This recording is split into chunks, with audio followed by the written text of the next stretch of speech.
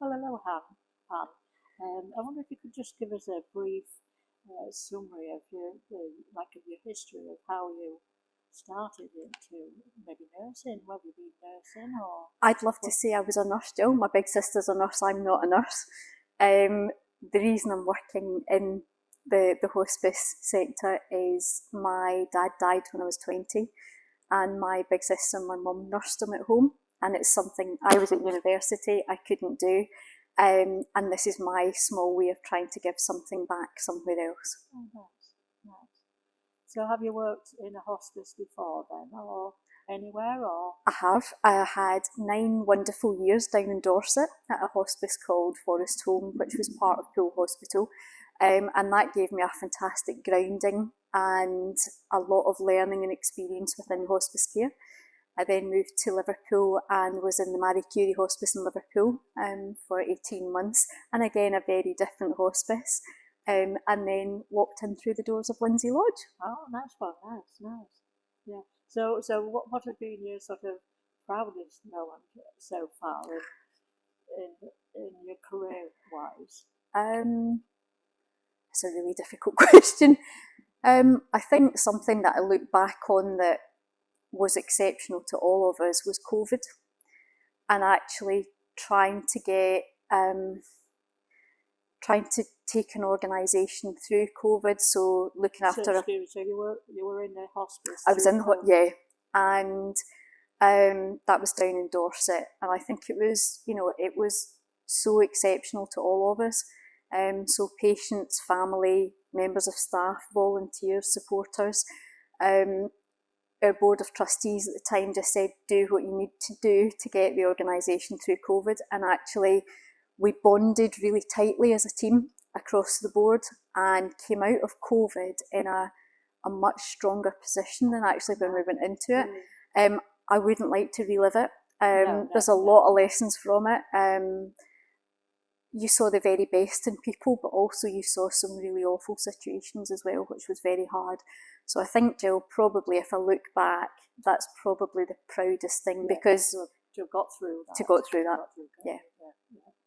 So what attracted you, having been so far away in Dorset, what attracted you to come to up here to Lindsey Lodge? When I saw the advert, I don't know, just the way it was written, and when I did a bit of homework, I thought that looks a really nice fit for myself. Right. And when I came for my first interview and walked through the doors, I thought, this is me. I was then lucky enough to come back for a second interview, and I kind of thought to myself, I'll be really disappointed if I don't get the job. And very fortunately, I've been lucky enough to get it. So it's everything that I thought it would be. Oh, that's good. So yeah. So have you any sort of having worked in other hospices and in Dorset and Liverpool, have you any visions of any changes or things that you would like to put in place in our Lindsey Lodge? I'm only in week 2, Jill. I know you week are, 2. Sometimes, when you're sort of moving on to something else, there maybe are things that you would like to maybe do. I think to build on the work that Karen has done over the last 9 years and the team, it's a lovely position to walk into. I think obviously I don't know the area, so it's getting to know the area as well, is to ensure that our standard of care is maintained, that the right people are getting the right care at the right time in a place that's necessary for them. And I think, again, what really matters to me is doing the very best for patients and their families and what matters to them. And it can be very small things that make a big, big difference to somebody's quality of life. So I think working within the wider health and social care system in North Lincolnshire, I think is really important, because we're going to probably have quite a challenging couple of years ahead. So I think just spending a bit of time with the teams, understanding the local area, and then you can ask me in a couple of months' time. Well, there's going to be a few challenges along the way then, which hopefully you can put in place, and with the team working behind you, I'm sure you will achieve that. Absolutely, and it's something it's not just Lindsey Lodge, it's hospices up and down the United Kingdom, is the funding of hospice care.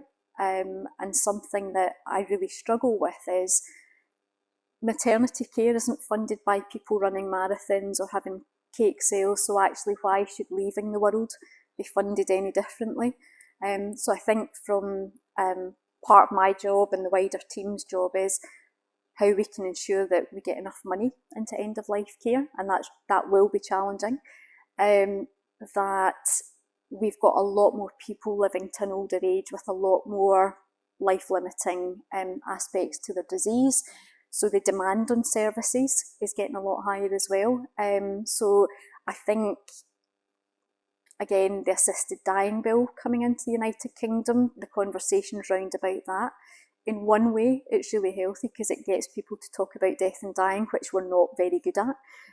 On the flip side, what potentially could that look like in the future? And I think there's a lot of anxiety around about what the bill might end up as. So are you looking forward to actually, how can we put it, get stuck into? Get your mind working on things? I think for me personally, it's getting to know people. So getting to know staff, volunteers, patients, families, and our supporters, and also partners that we work with in the local area. I think that's my number one on my to-do list. The challenges will come, so I'm going to enjoy the time just now. And just as I say, making sure that Lindsey Lodge is going to be here for the next 10, 20, 30 years' time.